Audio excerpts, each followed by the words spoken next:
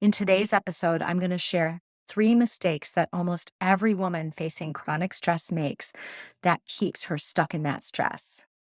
Be sure to listen. Hi, I'm Jen Barnes. You're about to experience how to ditch the old ways of doing things and build resilience so you can feel better in your body, enjoy your life again, and maybe even love your work again. Welcome to the Resilient Woman podcast. Hey, it's Jen. There are 3 big mistakes that almost every woman facing chronic stress makes that contributes to them staying chronically stressed. They have a priority list that looks like this: everyone else's needs, everyone else's wants, their needs, if there's time, their wants, maybe someday. And even though they know what they need to do to feel better, like exercise, meditate, eat healthy, get plenty of rest, do fun things, they just can't get themselves to do it. They likely feel like they're trudging along day after day, just going through the motions, trying to get all their stuff done. When they are needing to relax, they get that one massage or go out of town for the weekend, thinking that that will help them feel so much better and solve the problem. And that may help for a while, but as soon as they're back at work for a few days, they're back to feeling chronically stressed and exhausted. Lastly, they may sign up for workshops, classes, even online programs and courses to help them address the chronic stress that they face. But they never actually get around to doing them because they're too busy and everyone else needs them too much. These are all signs and symptoms of a bigger problem of putting everyone else first. But the problem is, if you're putting everyone else's needs and wants before your own, you will wear out over time. You'll feel awful because your basic needs for health, wellness, self care, and fun aren't being met. And there might be no hope of having energy to effectively address the underlying stressor because you can barely get yourself to do everything that's on your plate. You may end up physically ill and feeling unwell. This happens because if you're chronically stressed and not able to do your self care and other things to help you recover from chronic stress, you're not able to send cues of safety to your body that it's safe enough to connect, rest, digest, and perform those secondary functions that shut down when we're in our fight or flight or shutdown responses. So essentially, if you're chronically stressed and not doing things that help you with that, your body goes into one of those protective states, like your fight or flight response or your shutdown response, where secondary systems like your immune system, your digestive system, your endocrine system, and your reproductive system are all deprioritized so that your body can meet the goal of safety. And then you get sick. Part of you may know all of this already, and on some level, maybe believe it is important to put yourself first. But if you aren't doing it, there's likely something inside of you deep down that isn't quite on board. Something deep inside doesn't believe that your needs deserve to be put first. I want you to take a moment and consider Brene Brown, right? So, Brene Brown is a social worker, researcher, storyteller. She has a podcast. She's written several books. She's a favorite of mine. If you've been in my space for any time, you know that. Brene, this last spring, took a pause when she was kind of uncertain about her podcast platform and some of the challenges that were going on there. And so she took a pause to kind of find out more information, reflect on what was going on, and get curious. And as soon as she took that pause, she was just like lambasted and kind of ironically shamed because she's a shame researcher and works on vulnerability and authenticity, right? Just really beat up publicly around that decision just to pause and take some time to think about things. And when she did come back, she did some really thoughtful pieces on how do we address the issue that was at hand. But she continued to just be beat up publicly by people online and sending her letters and things like that. And so that stress was really building up, and Brene decided to take a 3 month sabbatical. So she stopped her podcast. She stopped doing the work at her company. She took this time off to do things that renewed her soul, to do her inner work, to play pickleball, something that she talks a lot about that she enjoys, and to really reflect on what happened and be able to start to work through it.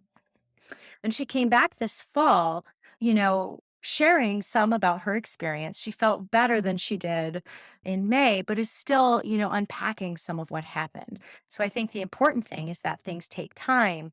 But the message is that, even people like Brene Brown prioritize themselves and need to take that time to really take care of themselves. And so while we all can't, take 3 month sabbaticals, I know I can't afford that necessarily. There are small ways we can do this, or at least start to bring it into our life. But before we can do that, the biggest challenge I see women facing, or women who are experiencing chronic stress facing, is not believing, truly believing on a deep level that they deserve their own time, their own energy, their own money to invest in helping themselves feel better and enjoy life. They say things like, I'll exercise after I get the kids to bed, or, oh, I'll take that art class once I'm all caught up at work and at home. Or, well, I can't afford that class or workshop or service because the kids want a new tablet or my cat needs more toys. But the problem is after the kids go to bed, you're going to be too tired to do much else except collapse on the couch, or maybe you'll have to even do more things like laundry and other chores like packing lunches. You'll never really be caught up at work and at home. There's just so much on our plates nowadays that it's never going to happen. And our kids, our pets, our partners, whoever we've got in our life are always going to want new things. There's always going to be competition for the resources that the family that we're in has. And all of this doesn't have to come at the expense of you wanting to take time, energy, and money to help yourself. But believing these things and doing these things are all evidence that somewhere deep down, you don't really believe that you deserve your own time, energy, and money to take care of yourself and enjoy your life. So, how do we work with this? Is the question. So, I'm about to share an abbreviated form of the process I teach in my programs and I do in my work with individual therapy clients so that you can start to work through some of this stuff. So, this can be deeper work. So, sometimes it can be better done one to one or even in small group settings. So, the first step is to kind of set the space, find a spot that feels safe enough, that's relatively quiet and somewhat private. I realize if you're a mom, this may not happen as easily. So, it might be quiet enough, private enough, or you might have to have someone else watch the kids while you go sneak off to a coffee shop. Grab a pen and a journal and notice your breath. And allow yourself to tune in as you notice your breath, and you get to decide how much you want to tune in. I know for some of us, our bodies don't feel like safe spaces, especially if we had a lot of trauma growing up. So you're welcome to tune in as much or as little as you want. And as you notice your breath, you might start to ask yourself the question, what gets in the way of you 100% believing that you deserve to put yourself first? Let that settle and then free write in the journal. Just write whatever comes up. There's no need to worry about spelling, grammar, or readability. You're just writing to process and get it out. Once you've written that, I want you to take a moment and work on acknowledging that part of you that feels those things that came up and really try and understand how a part of you might be feeling that way and why, and validate that, you know what, it makes sense that there's a part of me that feels that way. Even if not all of you feels that way, it makes sense that there's a part of you that does. And then I want you to ask yourself another question, which is, what is the concern around what would happen if you did put yourself first? What are you or a part of you concerned would happen if you did put yourself first? And then go ahead and free write around that topic again, just like you did before.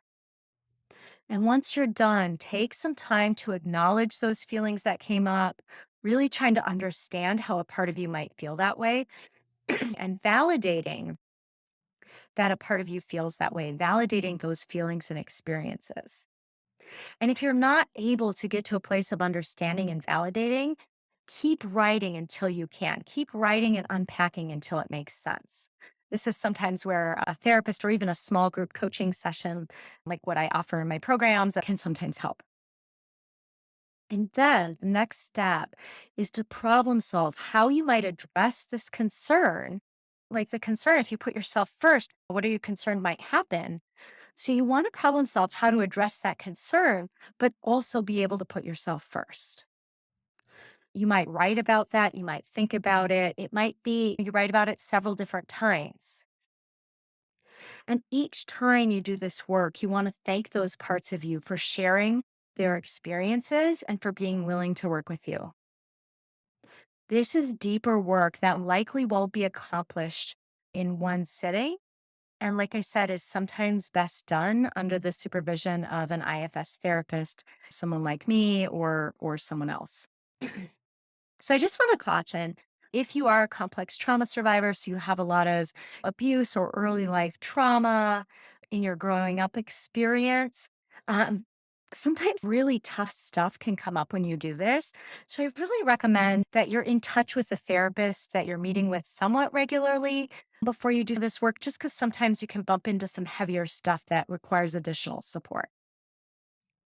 So the question is how much longer do you want to drag on going through the motions, just trying to get everything done, never really feeling caught up or rested, let alone having time to have fun and enjoy life? If you're ready to make a change, I'm about to share an opportunity I have coming up to do some deeper work to help you take those next steps. Take care. Hey, it's Jen. Are you a woman in a high pressure career or industry like teaching, nursing, social work, another kind of counseling profession, maybe an occupational therapist, a physical therapist, a respiratory therapist, or maybe you work in finance? If so, do you find yourself coming home collapsing on the couch every day after work? Maybe you have only enough energy to scroll social media and binge Netflix. Or maybe you know what you need to do, like exercise, eat well, and sleep well to get yourself to feel better, but you just can't get yourself to do it. Perhaps you find yourself feeling less compassionate towards the people you serve. Or maybe you feel stuck in a job or career that you used to love. If this is you, you may be facing chronic stress. I'm excited to announce that I have a compliment workshop that I've recently opened up to other professions besides nursing. So I have a complimentary workshop coming up on Saturday, November 12th at 2 o'clock p.m. Central Time. We'll meet live on Zoom for how to recover from chronic stress and build resilience for women. It's okay if you can't make it live, you can still register so that way you can have access to the replay. So I'd love to see you there and please share. Take care.